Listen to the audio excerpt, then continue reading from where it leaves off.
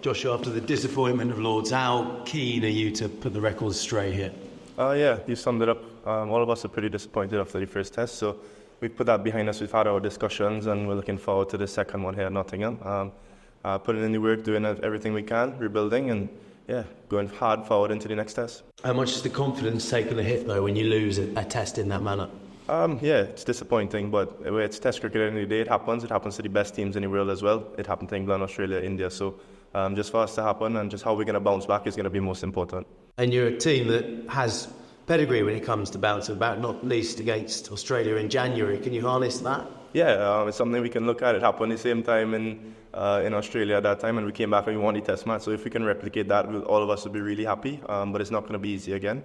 We need to do the right things, bat for long periods of time, and take the wickets when we need to.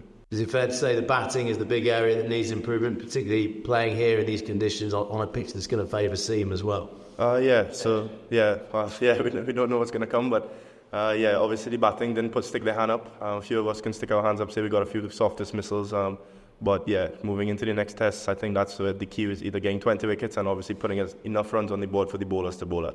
And is it important not just for this series, but also for Test cricket in the West Indies that you make this a competitive series? Oh yeah, of course. For us, Test cricket is the number one priority for me, especially. I know a lot of the other guys. So West Indies back to winning ways, and West Indies winning consistently and having consistent performances is what the world wants to see, and we definitely want to see it. Shamar Joseph, how is he? We saw him struggling at Lords. Is he likely to play here? Should be good, yeah. I'm guessing. I'm not part of the medical team, so I can't really comment on it. So he bowled a couple of nets today, so I'm sure he'll be all right. Thank you. And Joshua, you were Jimmy Anderson's last Test wicket. Is that weirdly a nice thing to be able to say, but it was something you'd rather not do? I tried my hardest not to be one of his wickets, but unfortunately I got a good Jimmy seed. I told him after the game I was trying really hard. He gave a good laugh. What a legend he is, and happy I don't have to see him again. Is it nice to move on from that? Lords was obviously a strange occasion with everything that was going on with Jimmy. Was there any sort of distraction, and will this would be different without it? I don't think it was a distraction. It's the first time I had to walk out every morning of a test match on a line, so that was a bit different. But no, it was a good occasion, and it summed up, I guess, how it happened was what happened. So we're just moving on, looking forward to this one. Josh, in terms of this England team, does that 100 you got in Grenada, is that still the high point of your career? So you were only a Test century and you did it, winning calls in a Test series? No, I think Australia's jumped past that one. Beating Australia in the Gabba, I think that's jumped past it. But yeah, I can never forget that 100, and it sticks with me, and hopefully I can replicate it. It would be really nice. During that innings, you had a long running kind of battle with Ben Stokes. There was a lot of chat going about how was just recall that experience of being put under the pump and sort of being steeled up for Test cricket by having Ben give you a spray. Oh yeah, it was nice. It was a good challenge. Of course, it's Test cricket at the end of the day. Both teams are going to put their heart and soul out in the middle. But I think it just shows the competitor he is, and he still is. So it's always a good challenge. Hopefully, I can bat a bit longer and get a bit more challenge out of him.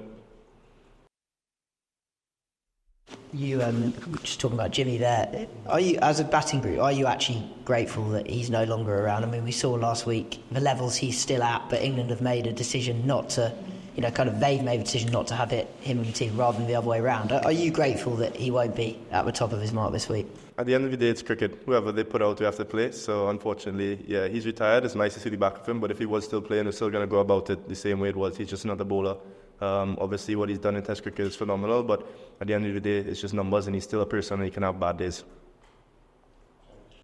Josh, as a keeper, I think this ground particularly was a lot of wobble after the bat. I think the Test match here 2 years ago, folks said he'd never seen anything like it. How much preparation have you done for this game specifically in these conditions that can be very unusual here? I did a lot in leading up to the series when we were in Tunbridge and Beckenham when we had the practice games. So I'm pretty confident of the work I've done. Obviously, England's a tough place to keep, but Lords was pretty good. I was quite happy with the way I caught the ball, and it didn't do as much. So I've never kept here, so I'm looking forward to see what challenges it presents.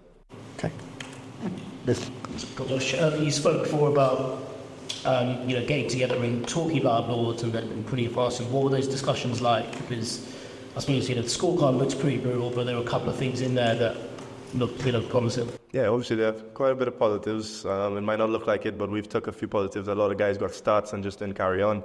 We talked about soaking up more pressure and how we're going to deal with those situations if we are put in them again, not losing wickets in clusters. So it's about reminding ourselves the process and trusting that process, because all of us have a different way of going about it. But yeah, it's just about trusting our own game and making sure we get the job done. How much is it? I mean, it's the British weather, but it looked like you guys were still training out there despite the rain. That's been, I suppose, a bit of persistence to put things right this week.